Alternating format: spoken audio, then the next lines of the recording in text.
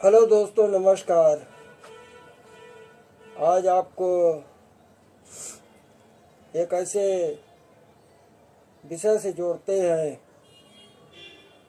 जहां पर दिल्ली में सत्ता तो बदली थी मगर इतिहास नहीं बदला। आज़ादी के बाद सत्ता के गलियारे में इमारतें तय हो रही थी। वायसराय बना राष्ट्रपति भवन और त्रिमूर्ति भवन बना प्रधानमंत्री का निवास, जहां पर नेहरू जी ने 17 वर्षों तक रहकर देश की सत्ता को संभाला और शासन किया।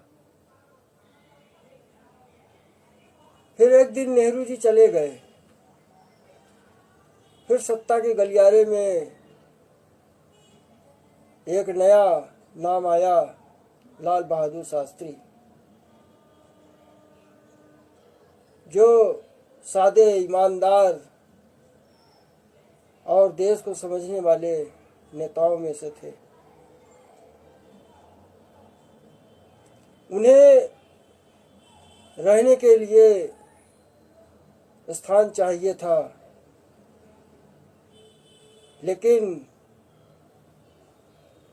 सत्ता के गलियारे से एक आवाज़ आई कि त्रिमूर्ति भवन में आपके रहने की हैसियत नहीं है। फिर वो सिर झुका के चले गए और एक छोटा सा घर लेकर देश की सेवा में लग गए। सेवा का ऐसा भाव था कि उन्होंने कुछ नहीं कहा।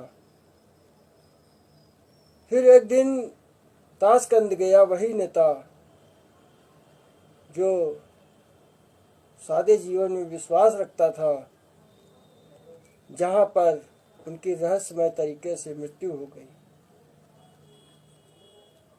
त्रिमूर्ति भवन फिर एक बार खाली था।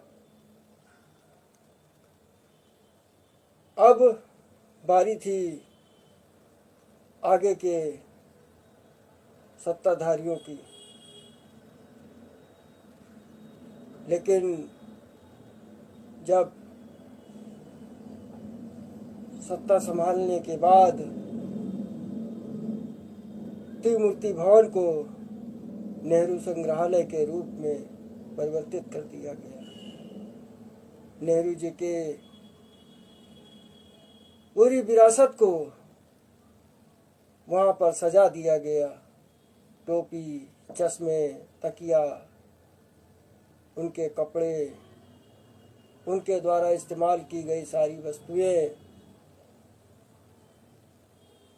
और इस प्रकार इतिहास को दबाने की कोशिश की गई। क्या बाकी के प्रधानमंत्रियों का कोई इतिहास नहीं था? लेकिन वे अपने मकसद में कामयाब हो गए। फिर देश में एक नए सूर्य का उदय हुआ जो नरेंद्र मोदी के नाम से जाना गया। उन्होंने कहा कि भारत का प्रधानमंत्री कोई भी रहा हो, उसका इतिहास जरूर होना चाहिए। देश के प्रत्येक नागरिक को जानना उसके लिए अधिकार स्वरूप है। फिर क्या था? नेहरू संग्रहालय को 261 करोड़ की लागत से सारे प्रधानमंत्रियों को वहाँ पर स्थान दिया गया और उसका नाम बदलकर प्रधानमंत्री संग्रहालय किया गया, जहाँ पर अब हर प्रधानमंत्री का इतिहास बोलता है। उनके भाषण, उनके लेख, उनके द्वारा किए गए कार्यों को प्रमुखता से उस संग्रहालय में यथावत स्थिति से सम्मिलित करके देश की जनता को 14 अप्रैल के दिन समर्पित किया गया। और इस प्रकार नेहरू संग्रहालय से प्रधानमंत्री संग्रहालय, जो आज की डेट में जनता के लिए खुल चुका है।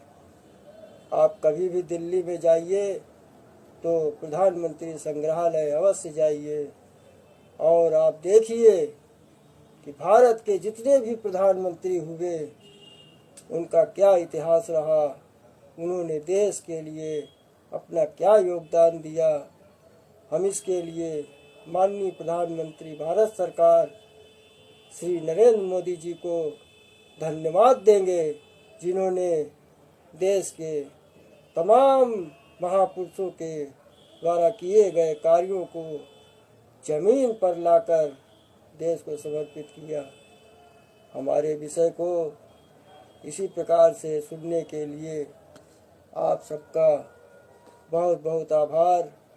ऐसे ही हम आपको नए नए विषय से जोड़ते रहेंगे ताकि देश के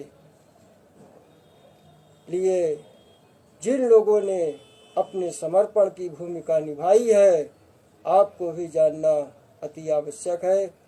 बहुत बहुत धन्यवाद। नमस्कार।